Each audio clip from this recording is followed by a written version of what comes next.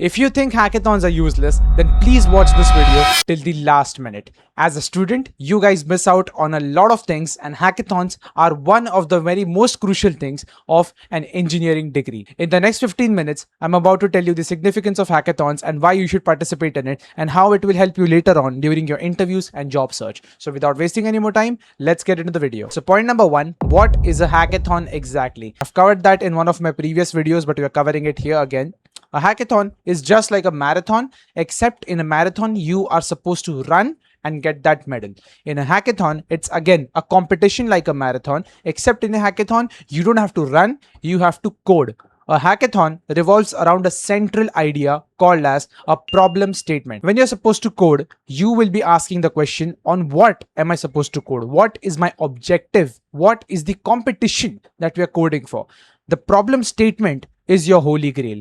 The problem statement is nothing but a regular problem that the judges will be telling you, or the organization will be telling you that we are encountering this problem. Now you 10 teams who are participating in this hackathon have to use your coding skills and give us a solution to this problem. The problem statement can be anything. Example, you have to go from point A to point B. The solution to this problem is basically a vehicle. A vehicle can be of many types. It can be either a cycle, a car, a bike, anything that you want, electric, fuel consuming, or totally green. That is up to you. You have to present the solution for a given problem statement. And the problem statement here is that you wanted to get from point A to point B. The solution is any sort of a vehicle.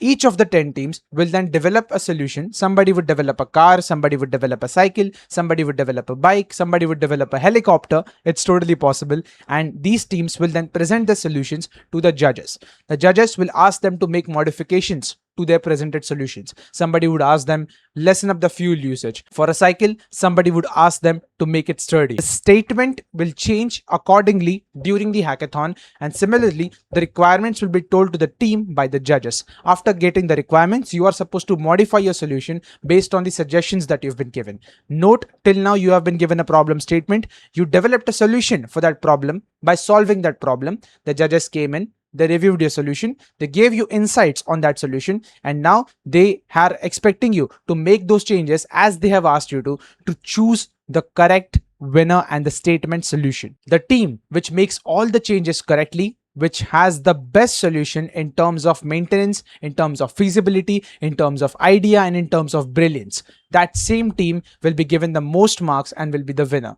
Hackathons are of two types, software and hardware, and each hackathon ranges from 8 hours, 10 hours to 12 hours, 14 hours, 16 hours, 24 hours, 36 hours, and 48 hours. It totally depends on the organization, on how long they have to keep the hackathon and what theme they have to keep for the hackathon. Hackathons are one of the most important events that an engineer can go to, as there you will not just learn to build teamwork, but you will also learn to connect, learn to get to know people, and maybe use those connections later on in your life somewhere where you might require. Every hackathon requires a team of n number of members. That n again depends on the hackathon organization.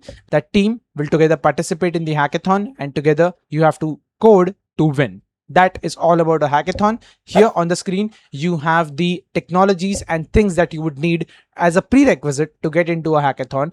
Anybody can participate in the hackathon, but at least you should know these things, or else you will be flying blind and you would have no idea what is going on in the hackathon. So make sure you know these things on the screen. Apart from them, all you need is determination and a team, and you're good to go. For the people who think that hackathons are useless, we will now be talking about why you should actually participate in hackathons. So chapter 2, the proof of work problem. This is a very major point, and I want every student to worry about this point. You see, when you're in second or third year of your engineering, when you have just begun engineering or any kind of a tech degree, you will not be getting any internship or job out of the blue. Every job or an internship require a person to be firstly an immediate joiner, and secondly, they want to convert that person to a PPO, meaning a pre-placement offer. They want to train you, and then they want to employ you as a full-time person, so the company gets the best out of you because you know the culture already. But when you're in second year, you already are in a learning phase. It's very rare for a person in second or third year to get an internship, and a job is absolutely impossible because every job has a requirement of a complete 15 to 16 years of full-time education. Therefore, a student who has a good amount of skills or a decent amount of skills has no stage to display their skills skill set. And that is where the proof of work problem comes in. If you know any kind of a stack, for example, the MERN stack, for example, Java, or for example, Android development, you know any of these things, how long will you keep staying at home and building dummy projects?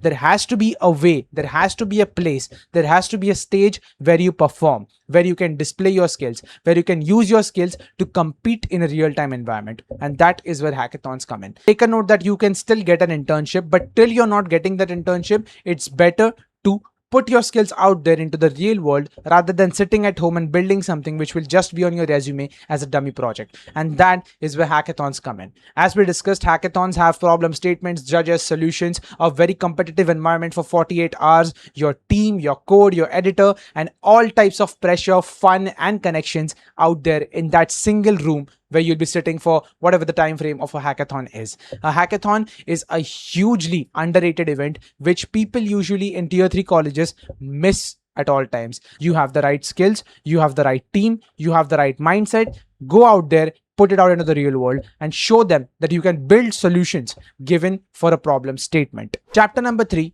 interview preparation in disguise. Most people fail to realize this, and you guys think that interview preparation is only done by sitting at home, asking AI questions, reading through the sheets that have been given by certain institutions, and simply building projects. But that is not the only interview preparation that you would be doing. Instead, hackathons are the best interview preparation that you can do. Let's get to the reasons why. Number 1, hackathons depend on teamwork and version control.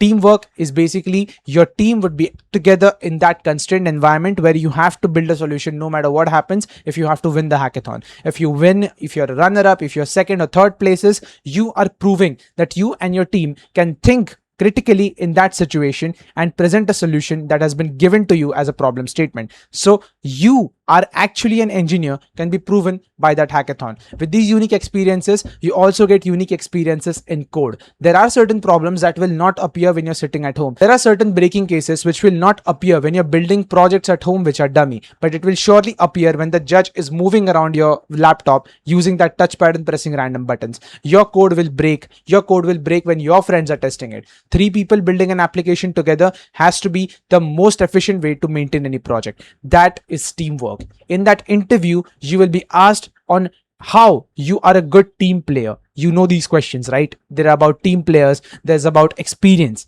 And these questions will be asked to you in that interview, and you need to be ready with an answer. And your answer is exactly these hackathons. In the hackathon, you will be participating as a team, and you will have that teamwork on your resume. You 3 people went through those problems, solved them together. Next thing is version control. In hackathons, you will be using Git and GitHub a lot. There will be a central head merging your PRs. There will be people raising those PRs. There will be people who will be coding together one by one, piece by piece, joining a solution together. And that is exactly what you do in a company. You work together in a team to solve a problem. That is what you're doing in a hackathon. When you say these things in an interview, they know that you have experience with also version control systems, meaning that you have experience with maintaining code bases, developing on code bases together with the team in a real-time constrained environment. You see how that term sounds? It sounds exactly the way that you want it to. A good, sweet way to impress the interviewer. And that is exactly what hackathons are. When you say that you participated along with the team and you work together to solve a problem, they already know that you are a seasoned developer who knows their way through code. You don't have industry experience yet, but you surely have teamwork and version control experience, and they are looking for that. Chapter number 4, hackathons versus internships. A huge misconception that hackathons and internships are enemies. In reality, they are friends. A hackathon is supposed to help you get an internship. And understand this crystal clear, an internship will always be way superior to a hackathon. Yes, this video is about hackathons, but an internship will always be superior to an hackathon. The only question is, how do you get to that internship? It's through these hackathons. The hackathons are the stepping stones or the stairs that will help you climb to that internship. That internship is where you perform using the skills that you learned through the hackathon and convert it to a PPO, which is a pre-placement offer, which means a full-time role. So that is how you have to climb if you're not ready or if you want to be ready. Some people tell you that hackathons are a waste of time. Hackathons are simply student level problems, but they don't realize that these student level problems are what will be helping you in the job market today. Everybody, all of us knows how cooked the job market is right now. Interviews are very scarce. People are not getting callbacks. Even I, after being employed today, am getting rejection mails from the applications that I've done 5 months ago. So this is the current state of the job market. And this is where these little things that you do will help you. I know you have your college, I know you have your studies, but you have to take your time out. Take a few holidays out. Your college will support you. If you're doing something related to your resume, your profile, these type of coding competitions, you can simply apply in your college for a leave and they will grant it to you. If there are bigger hackathons where you have to travel to certain different states, then your college can also permit you, because you're going to a hackathon with the tag of your college. You are not going just as a blind student, right? So your college will always support you. You have to build those connections. You have to participate in hackathons. Internships are the next stage, but before that, you have to participate in these hackathons, because an intern and a person participating in the hackathon are doing exactly the same thing 90% of the time. The only 10% difference is, in a hackathon, all three of you are working your very best and very rough to get to the problem statement solution. In the internship, you have to go through a certain process to build those things in a company and an industry standard environment. In a hackathon, you are building and presenting, and you use the same skill set in your internship as well. You build and you present on what you've done, and therefore you convert yourself to that PPO, and so on, and whatever the processes are. The bottom line is that internships and hackathons are not enemies, they are friends. You have to do hackathons and you have to do internships as well. But if you're getting an internship, you can stop doing hackathons. But if you're not getting an internship, you definitely have to do hackathons. That is the entire bottom line. Hackathons are the student's best friend, because there is no constraint. You don't have to be an experienced person. You don't have to have these amount of skills. You don't have to give an interview. All you have to do is take that problem statement, build a solution, present it to the hackathon organizers, and hope that they will actually take you in. And if you are doing it really well, if you're making a solution really well, if you are putting in all the effort, nobody is going to stop you from participating in that hackathon. So all you have to do is give it your 100%. You don't need to have some superficial set of skills. People always learn on the job in software engineering. Software engineering is not about learning then implementing. It's about implementing while learning. That is how software engineering is. So if you don't know anything, you still form a team, you go into that hackathon, and once you're in the loop, you will automatically start learning.